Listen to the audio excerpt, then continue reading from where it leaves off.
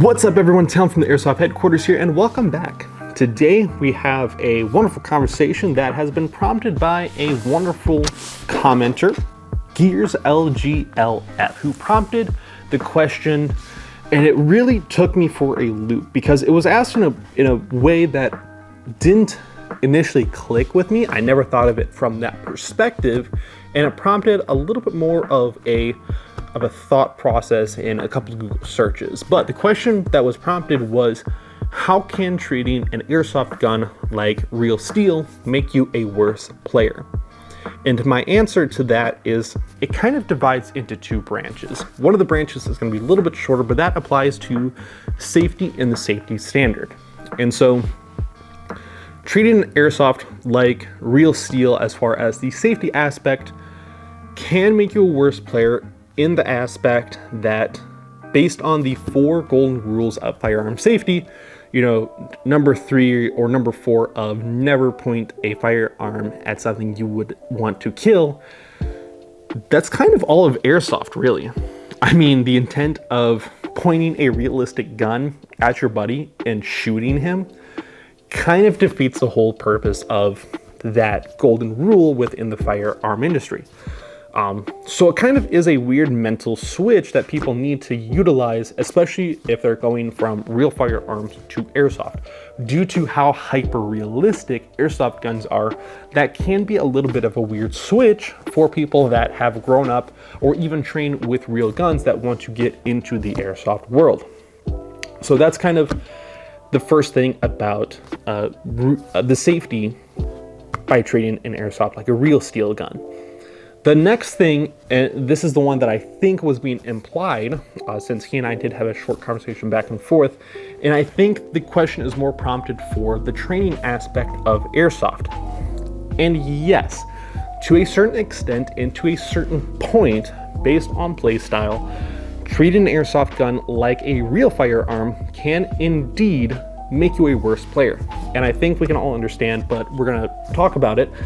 If you are more of a speedsoft, speed QB, or paintball-esque of player, utilizing the same techniques or methods in holding, handling, or manipulating a airsoft rifle like a real gun can be detrimental to that play style. However, my caveat to this is, and this is kind of getting into the weeds a little bit, but airsoft is a spectrum of airsoft players. There is some sort of weird elitism from both sides of the spectrum. And it's these weird people that sit at the top of these boxes that think that there's only 2 categories to airsoft, speedsoft or milsim. However, that could not be farther from the truth. Airsoft is a spectrum. And the people that say there are only speedsoft or there are only milsimmers really make up the 5% or even less of the entire airsoft community. Like I said before, airsoft is a spectrum. So that means, yes, we do have the extremes of both sides, speedsoft and milsim, but there's all this room in the middle between the two that are the densely populated space that airsoft resides in. If we make this a graph, all of the population of airsoft sits here in the very middle of those 2 spectrums. And yes, they can float back and forth as far as how they want to play within different environments with different people on different weekends. However, the majority sits here, the peak, right at the middle, and it tapers off pretty quickly to both ends of those spectrums. So we need to consider that the majority of airsoft is here right in the middle. So, again, to a point, treating airsoft like a real firearm can be detrimental to a play style. However, one of the greatest benefits of the players that sit in the middle of that spectrum is utilizing tips, techniques, manipulation, and play styles from both sides of speedsoft and milsim, and being able to combine them together within different environments, within different situations, in order to be the most adaptable to that shooting environment. That's really it. I mean, I come from a milsim base of background. That is my preferred playstyle, but I will use techniques or manipulation similar to Speed QB or a Speedsoft or paintball-esque. Now, I'm not going to utilize all of their techniques, but I'm only going to pick a handful to utilize within different environments, and it's all environment dependent.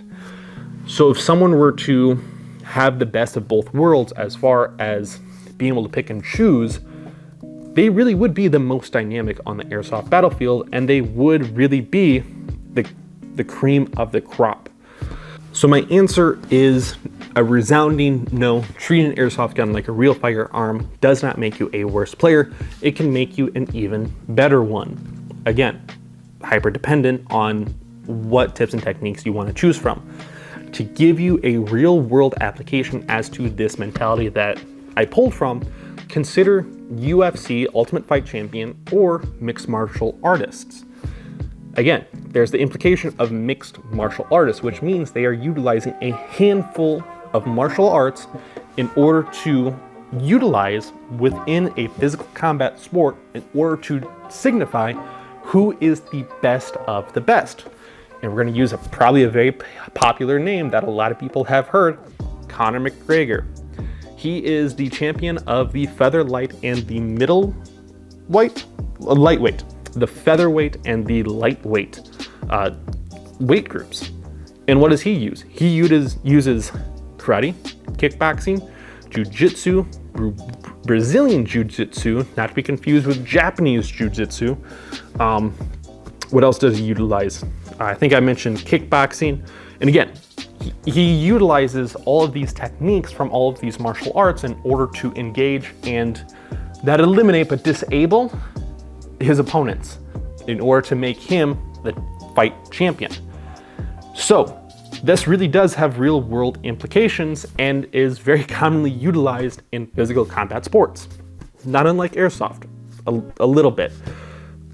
Not quite the same, but a little similar for physical combat sports. The difference is that we're at a distance versus he's a little up close. Another great person that I often reference is John from Warrior Poet Society. I'm gonna see if I can clip his video where he breaks down the shooter versus the operator.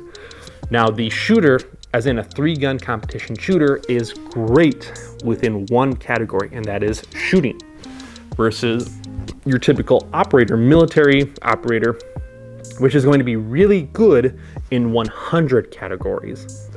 Now, me personally, I would rather be really good at 100 categories, 100 things that can make me the most adaptable on an airsoft battlefield compared to being really good at just one thing. I mean, great at one thing. I'd like to be great, but I'd rather be really good at a lot of things to make me the most adaptable. Again, I'm repeating myself, but it is something that I do want to try to hit home, is that utilizing techniques from both aisles can make you really the best of the best as far as what you're physically capable of. So those are just my thoughts. Those are my opinions. You can let me know down in the comment section below what you think. I really am interested in what you guys think. Do you prefer to go an airsoft utilizing 100% more militaristic types of techniques? Or are you someone that delves and utilizes both? Or are you someone that utilizes just paintball or speed QB type of tactics? Let me know down in the comment section below. I'd like to see where the majority sits. But that is currently it for this conversation. So you guys take care, stay safe, stay positive, and I'll see you in the next video. Take care.